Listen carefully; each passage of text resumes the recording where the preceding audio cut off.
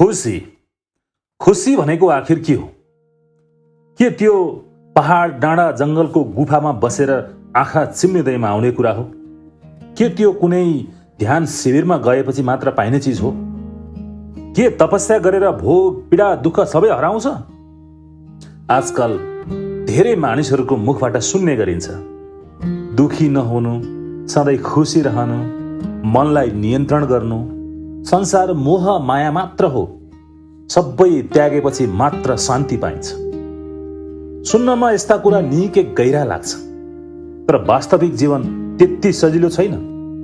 किनकि मानिस केवल आत्मा होइन, शरीर पनि हो, भावना पनि हो र आवश्यकता पनि हो।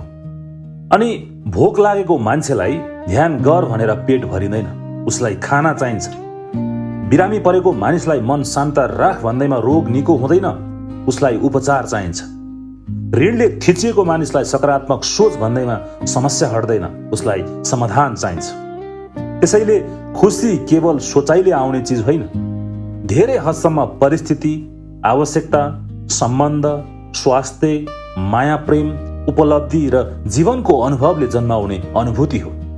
मानिस त्यति बेला खुसी हुन्छ जब मेहनत सफल हुन्छ, जब धेरै वर्षको सङ्घर्ष पछाडि आफूले चाहेको सपना पूरा हुन्छ, जब आमाले बिरामी छोरो निको भएको देख्छ, जब कसैले भोकाएकोलाई खाना खुवाउँछ, जब आफूले माया गरेको मान्छे मुस्कुराउँछ, जब असफलतापछि फेरि सफलता मिल्छ। त्यो बेला खुसी म खुसी हुन्छु भनेर आउने होइन, त्यो त भित्रैबाट आफै फुल्ने अनुभूति हो। ठिक त्यसरी नै दुःख पनि म दुखी हुन्छु भनेर मात्र आउने होइन। प्रिय मान्छे गुम्यो भने दुखी हुन्छ, विश्वास टुट्यो भने दुखी हुन्छ, अपमान भएपछि दुखी हुन्छ, खाली पेट, खाली खल्ती, खाली मन, यस्ता कुराहरूले मन दुखी बनाउँछ। अब प्रश्न उठ्छ, त्यसो भए ध्यान, योग, तपस्या सबै बेकार हुन् त? होइन, ध्यानले जीवनका समस्या हटाउँदैन, तर समस्या सहने शक्ति बढाउन सक्छ। ध्यानले भोक हटाउँदैन, तर अधैर्य कम गर्न सक्छ। ध्यानले पैसा कमाइदिँदैन, तर तनावले भत्किएको मनलाई केही समय क्षणिक शान्त बनाउन सक्छ। याद गर्नुहोस्, क्षणिक मात्रै। जसरी औषधि खाएर पनि मानिसलाई आराम चाहिन्छ, त्यसरी नै जीवनको दौडमा कहिलेकाहीँ मनलाई पनि विश्राम चाहिन्छ। तर समस्या त्यहाँ सुरु हुन्छ जब केही मानिसहरू ध्यान र वैराग्यलाई जीवनको अन्तिम सत्य जस्तो देखाउन थाल्छ। संसार नराम्रो हो, संसार मोह माया हो, सबै छोडेपछि मात्र शान्ति पाइन्छ भनेर उपदेश दिन्छ। तर एकपटक गहिरिएर सोच्नुहोस् त, यदि संसार यति नराम्रो हो भने त्यो जङ्गलमा बस्ने योगीलाई खाना कसले पुर्याएको छ? उसको कपडा कसले बनाइरहेको छ? बिरामी पर्दा औषधि कसले ल्याइरहेको छ? आश्रम, मन्दिर, ध्यान केन्द्र कसको पैसाले बनेका छन्? अन्ततः संसारकै मानिसले दिएको दान, मेहनत र पैसाले नै धेरै वैरागीहरूको जीवन चलेको छ।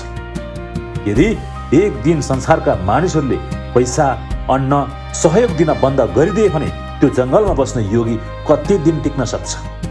भोक लाग्दा उसले पनि खाना खोज्छ, चिसो लाग्दा उसले पनि ओड्ने खोज्छ, बिरामी पर्दा उसले पनि उपचार खोज्छ, किनकि ऊ पनि आखिर मानिस नै हो।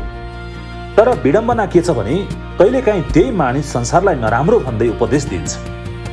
वास्तविक के हो भने सबै वैरागी ज्ञानी भएर जङ्गल गएका हुँदैनन्। धेरै मानिसहरू जीवनसँग हार खाएर, जिम्मेवारीबाट थाकेर, सम्बन्धबाट चोट खाएर, असफलताबाट भागेर पनि वैराग्यतिर गएका हुन्छन्। किनकि साँचो तपस्या त जङ्गलमा होइन, साँचो तपस्या त जिम्मेवारी बोकेर बाँच्नु हो। बिहानदेखि बेलुकासम्म पसिना बगाएर परिवार पाल्ने बुबा, त्यो तपस्या हो। आफू भोकै बसेर बच्चालाई खाना खुवाउने आमा, त्यो तपस्या हो। ऋण, तनाव, पीडा सहेर पनि हार नमान्ने युवा, त्यो तपस्या हो। अरूको सेवा गर्ने डाक्टर, किसान, मजदुर, यही साँचो योग हो। कसैलाई रुवाएर जङ्गलमा गएर ध्यान गर्नुभन्दा कसैको आँसु पुस्नु सबैभन्दा ठुलो ध्यान हो। घन्टौँ आँखा चिम्लिनुभन्दा भोकालाई खाना खुवाउनु ठुलो पूजा हो। संसार त्याग्नुभन्दा संसारभित्रै इमान्दार भएर बाँच्नु ठुलो साधना हो। यदि केवल ध्यानले सबै सम्भव हुन्थ्यो भने संसारका सबै गरिब मानिस योगी बनेर सुखी भइसक्थे होलान्।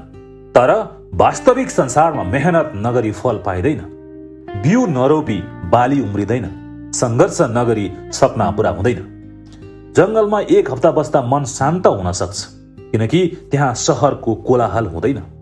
तर एक हप्तापछि फर्केर काम नगर्ने हो भने घर कसरी चल्छ, बच्चा कसरी पढ्छ, औषधि कसरी किनिन्छ? त्यसैले जीवनको साँचो अर्थ संसारबाट भाग्नु होइन, संसारमै रहेर सन्तुलन मिलाउनु हो। ध्यान नराम्रो होइन, तर केवल ध्यानले जीवन चल्दैन। मेहनत पनि चाहिन्छ, जिम्मेवारी पनि चाहिन्छ, सङ्घर्ष पनि चाहिन्छ र कहिलेकाहीँ आँसु पनि चाहिन्छ। खुसी भनेको कुनै जादु होइन, यो जीवनका साना साना अर्थपूर्ण क्षणहरूको परिणाम हो। भोक लागेको बेला खाना पाउनु खुसी हो, बिरामी निको हुनु खुसी हो, असफलतापछि सफलता पाउनु खुसी हो, आफ्नो मान्छे सुरक्षित हुनु खुसी हो, कसैको जीवनमा उज्यालो बन्न सक्नु खुसी हो। जब तपाईँ आफ्नो सपनातर्फ अघि बढ्नुहुन्छ, जब तपाईँ कसैको जीवनमा आशा बन्नुहुन्छ, जब तपाईँ इमान्दार भएर आफ्नो जिम्मेवारी निभाउनुहुन्छ, त्यहीँबाट वास्तविक खुसी जन्मिन्छ। खुसी स्थायी अवस्था होइन, यो आउने जाने अनुभूति हो। जसरी दिनपछि रात आउँछ, त्यसरी नै खुसीपछि दुःख अनि दुःखपछि फेरि खुसी आउँछ। जो मानिस सधैँ खुसी हुन्छु भनेर अभिनय गर्छ, उसले जीवनलाई होइन केवल शब्दलाई बुझेको हुन्छ।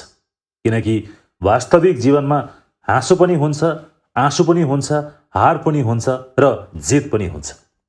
सायद यही मिश्रणको नाम नै जिन्दगी हो, जीवन हो। त्यसैले आफ्नो सपना के हो त्यो खोज्नुहोस्, त्यसका लागि मेहनत गर्नुहोस्। आफ्नो परिवार, समाज, देशका लागि केही राम्रो गर्नुहोस्। त्यही नै सबैभन्दा ठुलो योग हो, त्यही नै सबैभन्दा ठुलो तपस्या हो, त्यही नै सबैभन्दा ठुलो ध्यान हो। किनकि अन्त्यमा खुसी भनेको संसार छोडेर होइन, संसारलाई केही सुन्दर दिएर प्राप्त हुने अनुभूति हो।